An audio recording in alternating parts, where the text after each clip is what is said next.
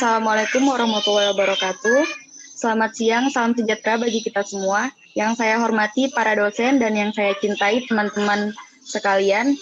Puji syukur kehadirat Tuhan Yang Maha Kuasa karena telah memberikan kesempatan pada kami untuk menyelesaikan makalah ini.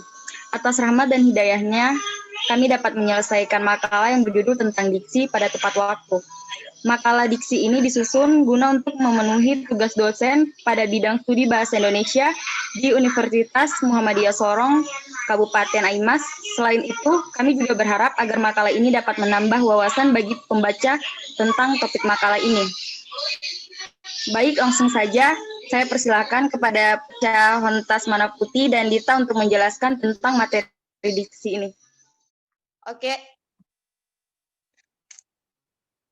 Oke, terima kasih. Kita masuk dalam pengertian diksi. Apa itu diksi? Diksi mengacu pada pemilihan kata dan gaya seorang penulis dalam menerapkan gagasan atau ide. Sederhananya, diksi adalah pilihan kata yang tepat dan selaras dalam penggunaannya mengungkapkan gagasan, sehingga diperoleh efek tertentu seperti yang diharapkan, atau bisa diartikan sebagai pemilihan kata pengarang untuk menggambar sebuah cerita. Ketetapan dalam pemilihan dan penetapan kata dalam kalimat sangat menentukan keberhasilan sebuah tulisan. Jadi, kita dalam membuat sebuah tulisan seperti membuat cerita atau membuat makalah dan lain-lain, kita perlu menggunakan diksi atau pilihan kata tepat agar dapat dipahami dengan baik oleh si pembaca. Oke, untuk menambah penambahan kita terkait diksi, berikut pengertian diksi menurut para ahli yang akan dijelaskan oleh teman kelompok saya, yaitu Dita Andaristi. Kepada Dita, saya persilakan. Terima kasih atas waktunya untuk Koca. Untuk menambah pemahaman terkait diksi, berikut pengertian diksi menurut para ahli. Yang pertama, menurut Susilo Mansurudin, diksi merupakan sebuah pemilihan kata yang sesuai serta tepat yang dapat memberi suatu nilai pada kata untuk para pembaca. Pemilihan kata yang tepat ini berguna untuk mencegah kesalahan dalam menafsir kata-kata yang berbeda. Yang kedua, menurut Karaf, diksi merupakan pemakaian kata yang digunakan untuk dapat menginformasikan sebuah gagasan dalam bentuk kelompok data yang sesuai serta dapat dalam situasi.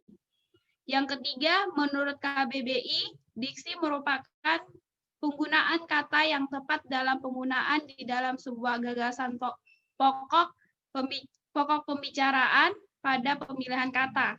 Yang keempat adalah merupakan pengertian diksi dari Enre, yaitu diksi merupakan pemilihan kata yang tepat dan selaras dalam mewakili perasaan yang nyatanya dalam sebuah kalimat. Selanjutnya,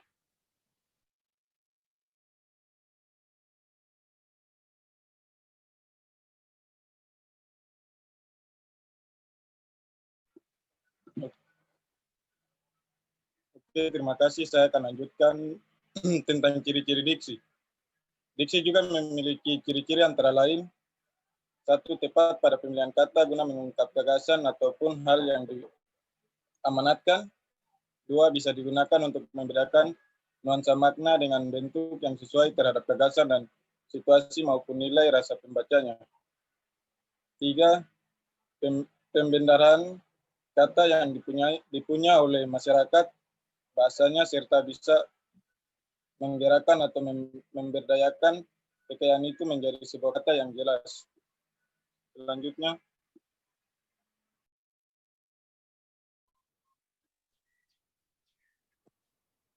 adapun macam-macam diksi. Yang pertama, sinonim.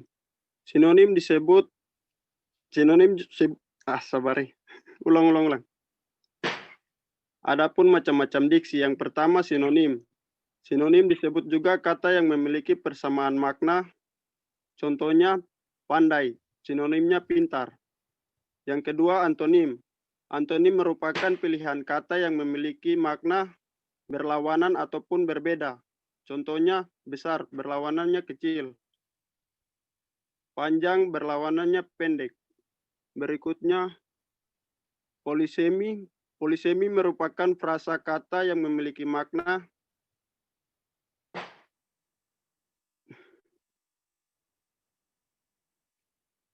intinya kata kepala yang dapat bermakna bagian tubuh yang terletak di atas leher atau juga bermakna bagian yang terletak di sebelah atas ataupun di depan. Berikutnya homofon. Homofon merupakan kata-kata yang memiliki bunyi yang sama tetapi berbeda makna dan ejaan. Contohnya bang dan barik. Berikutnya homonim. Homonim merupakan kata yang memiliki ejaan dan bunyi yang sama, berbeda makna. Contohnya bulan yang bisa berarti bulan, satelit alami bumi, atau bulan dalam kalender. Selanjutnya hiponim. Hiponim merupakan kata yang maknanya telah tercakup dalam kata lainnya. Contohnya kata salmon yang telah termasuk ke dalam makna kata ikan.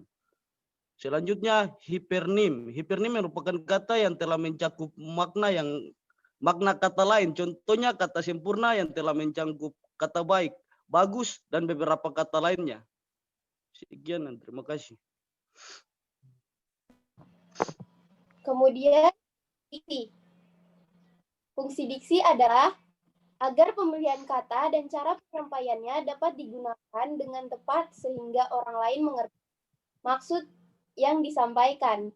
Diksi juga berfungsi untuk memperindah suatu kalimat. Misalnya diksi dalam suatu cerita.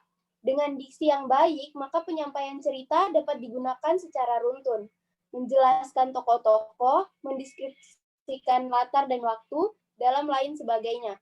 Adapun berikut ini adalah beberapa fungsi diksi. Yang pertama, mempermudah membaca atau pendengar, memahami dan mengerti apa yang ingin disampaikan penulis atau pembicara. Kata yang disampaikan menjadi lebih jelas sehingga terasa tepat dan sesuai dalam konteks penggunaannya.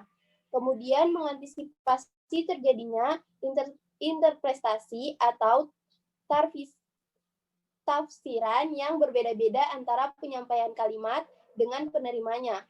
Diksi yang bagus dan sesuai dapat digunakan untuk memperindah kalimat, sehingga cerita yang dibuat bisa runtut dan dengan mendeskripsikan karakter tokoh, latar, dan waktu secara alur cerita. Kemudian untuk menggambarkan ekspresi terhadap ide atau gagasan yang akan disampaikan. Dan yang terakhir, membuat komunikasi yang menjalin menjadi lebih efektif dan efisien. Tujuan diksi adalah untuk memperoleh keindahan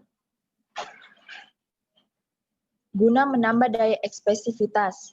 Maka, sebuah kata akan lebih jelas jika pilihan kata tersebut tepat dan sesuai. Ketepatan pilihan kata bertujuan agar tidak menimbulkan interpretasi yang berlainan antara penulisan atau pembicara dengan pembicara atau pendengar. Sedangkan sesuai kata bertujuan agar tidak merusak suasana.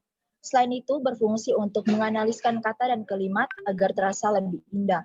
Diksi dari pengarang juga berfungsi untuk mendukung jalan cerita agar lebih runtun mendeskripsikan tokoh, lebih jelas mendeskripsikan latar waktu, latar tempat, dan latar sosial dalam sebuah cerita.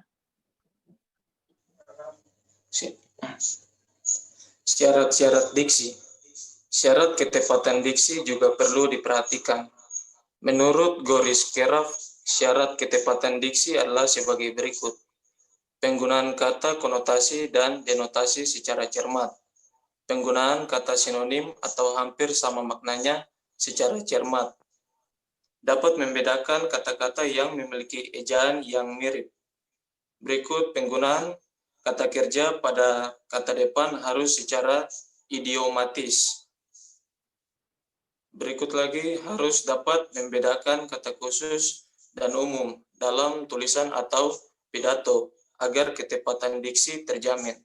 Dan memperhatikan pemilihan kata yang tepat secara berkelanjutan dalam suatu tulisan ataupun pidato.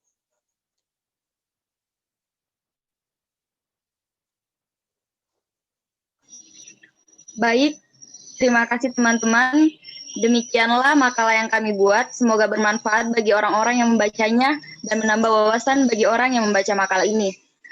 Dan kami mohon maaf apabila ada kesalahan dalam penulisan kata dan kalimat yang tidak jelas di dalam video ini.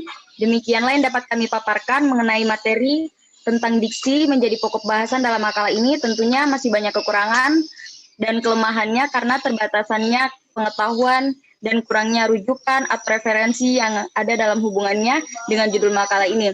Kami tutup, kami ucapkan terima kasih. Wassalamualaikum warahmatullahi wabarakatuh. Selamat siang semuanya.